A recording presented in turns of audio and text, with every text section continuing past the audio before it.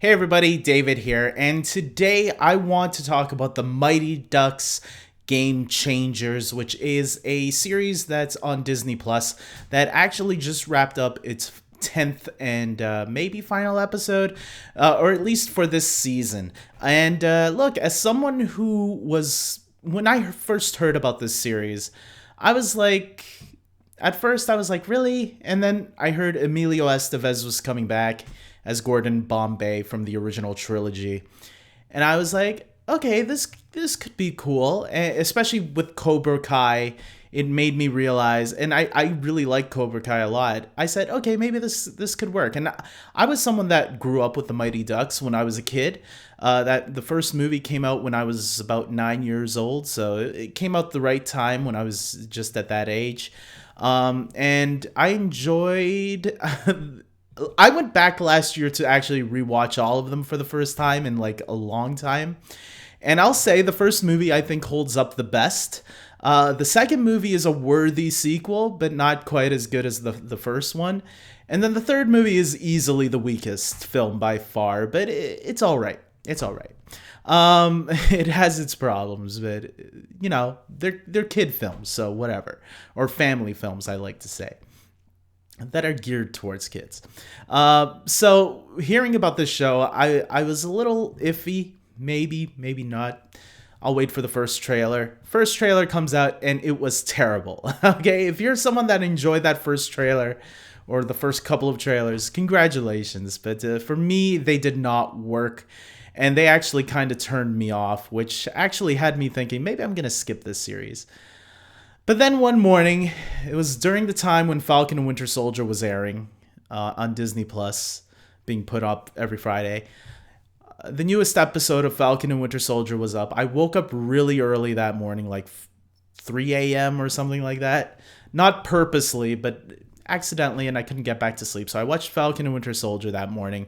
And then I saw the Mighty Ducks Game Changers. The first episode was already up, and I thought to myself, I didn't feel tired after watching Falcon and Winter Soldier. It was probably almost around 4 o'clock in the morning, and I said to myself, okay, let's check out the first episode.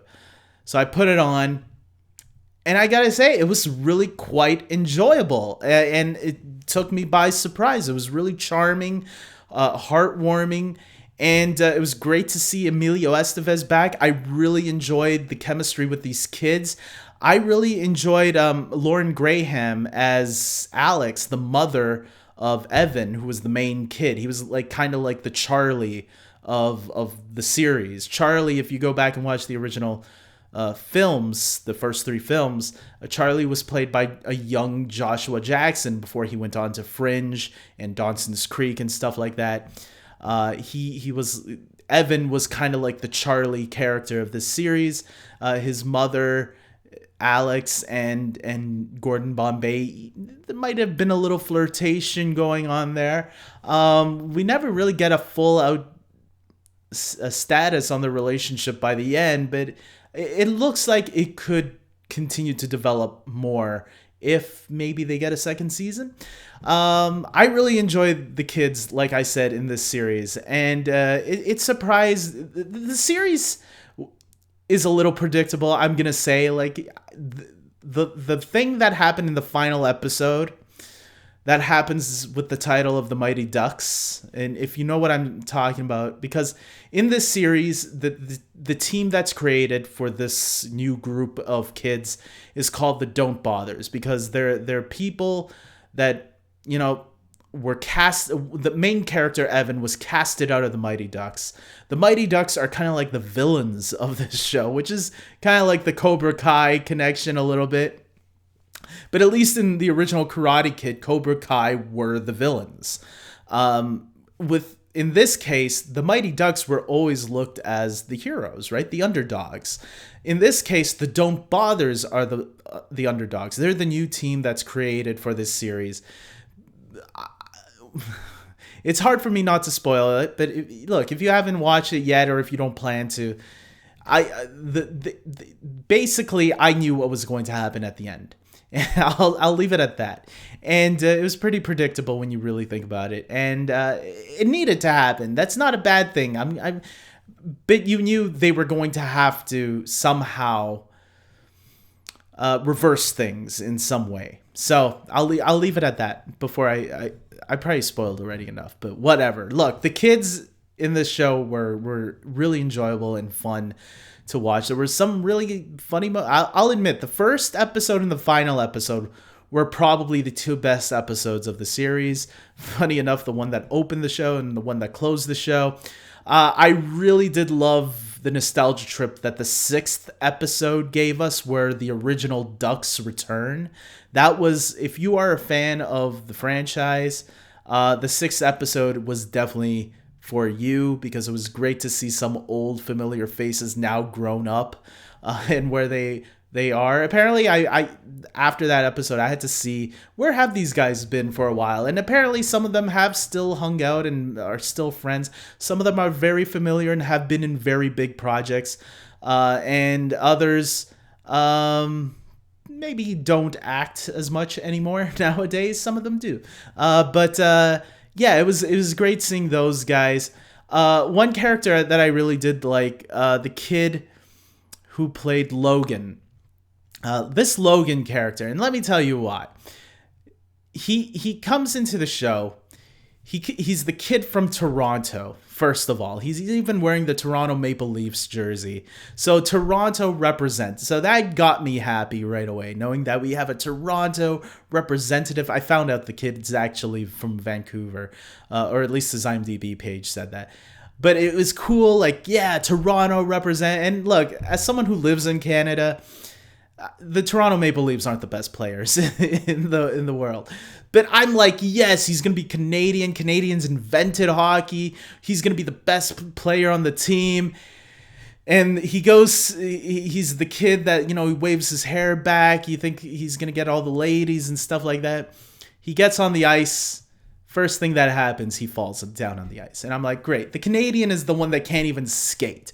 But I loved it. I thought it was hilarious.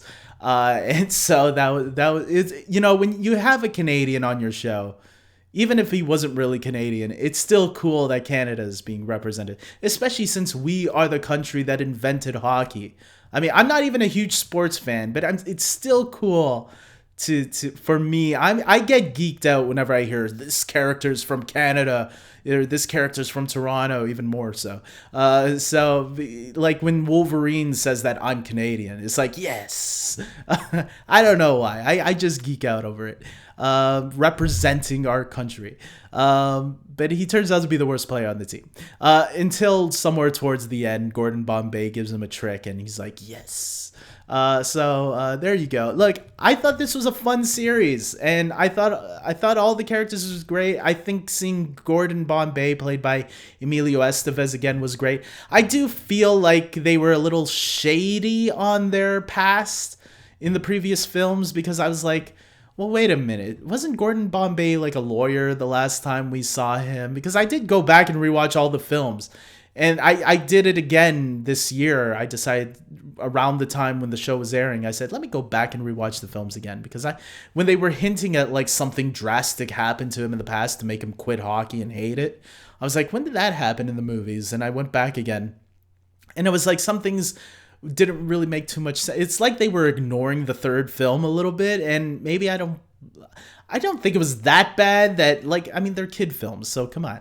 I like the way Karate Kid does it, Cobra Kai, where they'll even use the old films, the really bad ones, to expand on their universe, if you will. And I thought, like, guys, I know the third film wasn't the strongest, but you shouldn't be, like, ignoring it. Like, just use it to further your story. And maybe they were, maybe there's just still a little bit in there that wouldn't make sense. But yeah, I remember him becoming a lawyer again, and then but I don't remember him getting fired from the league or whatever, unless that happened sometime after Mighty Ducks Part 3. But whatever, it was little nitpicks. I can ignore certain things if I have to. This isn't like the Marvel Cinematic Universe where it's like, this is so detailed and awesome, I gotta nerd out about it. But I am someone that likes continuity, and I do get a little annoyed when they ignore or retcon things, but I'm like, okay, whatever. It's for kids, it's for fun. Let's just go with it. And this is a show that's for fun. I think a lot of people, if you have kids, this is definitely a show you want to watch with your kids. It's very kid friendly. But I think there is a lot of nostalgia there for people that were kids like myself that grew up around that time when those movies came out. And I think you can find some enjoyment from them, especially if you have a kid that's getting into sports. I think this is a great show to show your kids that. So with that being said, guys, comment below. Tell me, did you see the Mighty Ducks Game Changers? What did you think about it? Are you hoping for a season 2? I'll be honest, if they come out with the season 2, sure, I'll check it out. I had fun with the show enough that I wouldn't mind seeing another season. So with that being said, I hope you guys can like this video. Please subscribe to my channel. And until next time, take care.